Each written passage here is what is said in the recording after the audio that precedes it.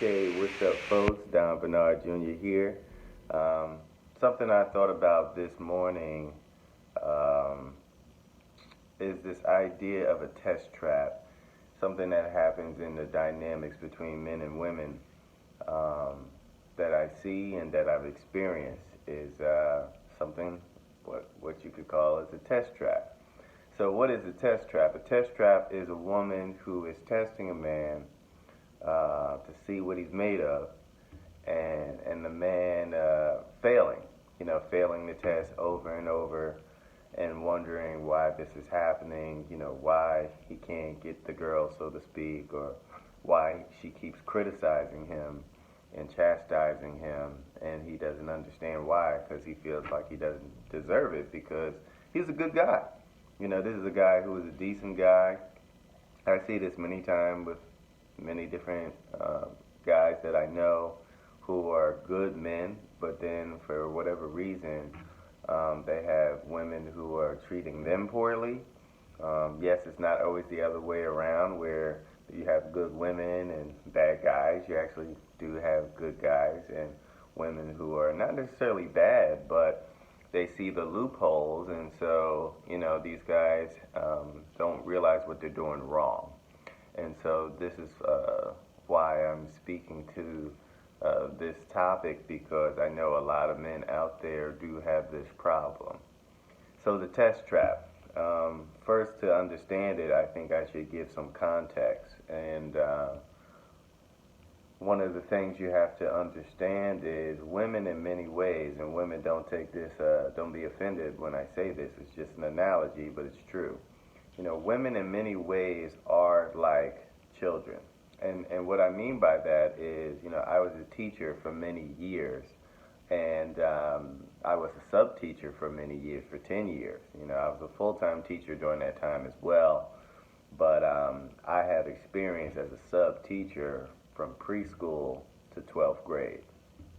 And what I saw in that time on a day to day basis, on an hourly basis, right? Because you have periods, and so different kids are coming in, every 45 minutes. So every 45 minutes, I had to establish respect over and over, every day, sometimes 6, 7 times a day by day by day, from 4-year-olds to 18-year-olds. Okay. Um, what are they looking for? What is the child looking for? Well, they're looking for somebody who deserves their respect, deserves their attention, that they can feel safe with, that they can feel protected by. They want to know that they can feel safe, that they can depend on this person, that this person will actually lead the class and do a good job, make them feel calm, make them feel focused. In many ways, a woman is looking for similar things, where she's looking for a provider.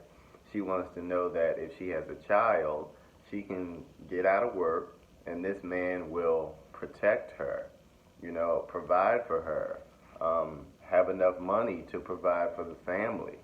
So she's looking for a caregiver, a man, a real man, a man who knows how to hold his own. So she'll put you through tests, just like a student will put you through tests. Are you the leader?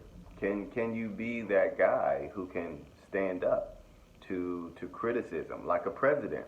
A president has to be someone who can stand for criticism and negativity thrown at them, and you have to still be there. So whether it's a president, whether it's a student, or rather whether it's a teacher, whether it's a boyfriend or a husband, we are going to get thrown these tests so that we can show the woman that, okay, she approves that we can hold it down if we need to hold it down. Now, a lot of the good guys will fail these tests, because a lot of good guys, what's going on here is you grew up feeling like you need to always make sure the woman is satisfied and pleased, and some of these things are really good things. You should want a woman to feel satisfied and pleased and all that. That's true. But the problem with that is your esteem is based off of that. So in the analogy with the kid, right? If I was a teacher, that would be a situation where a teacher needs the children to be so happy with what they do.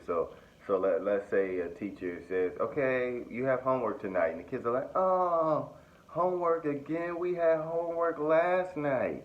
We had homework yesterday, right?" And then you say, "Okay, you know what? No homework tonight. Yay!" Right? But then guess what? You need to give homework the next night, and they complain again. And then you say, "Oh, okay, no homework again. Yay!" So then when can you give the homework? After a while, now the kids are running the class, right? So women will do the same thing to you, where you may, let's say, I mean, it could be a myriad of things. Um, it could be a criticism of sort, like, "Oh, why are you eating that? Or why you want to do that?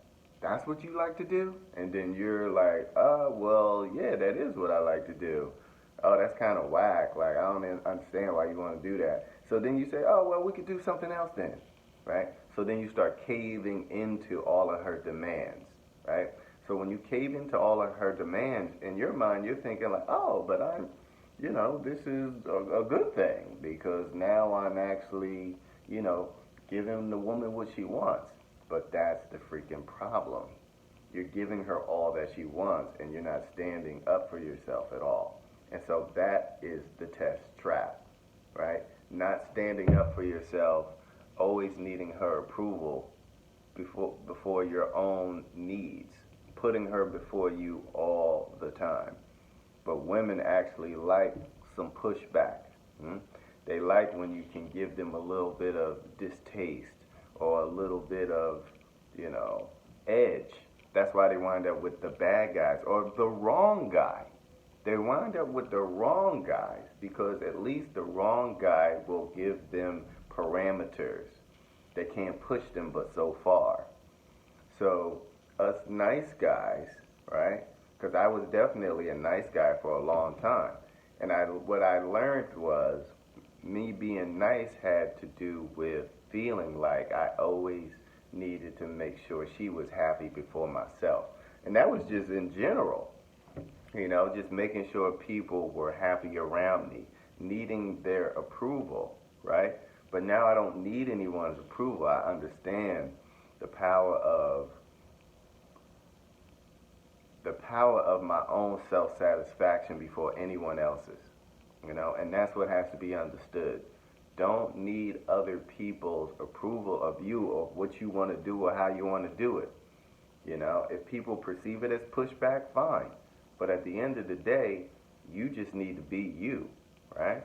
So when you're in these relationships with women, don't always cave to her needs. That's the problem. That's why she's always criticizing you. That's why you feel like you can't do anything right, because you've always caved into her needs, okay? When you don't cave into her needs, at first she may huff and puff and get really pissed because maybe she was used to a whole bunch of guys who did that for her forever. That's what creates the diva, the prima donna, right? They always want what they want, and they gotta have what they want when they want it, right? High maintenance, we call them, right? That was a woman who maybe her father did it to her, her mother did it to her. She always got what she wanted, right? But you need to be the guy to stick to your guns, have standards, have a backbone so that you can actually say, look, this is what I'm willing to do, this is what I'm not willing to do. You have to have your standards, you have to have your boundaries, right? And if she criticizes you for it, so what? Smile at the criticism. And what? And what? Right? You stick to your guns.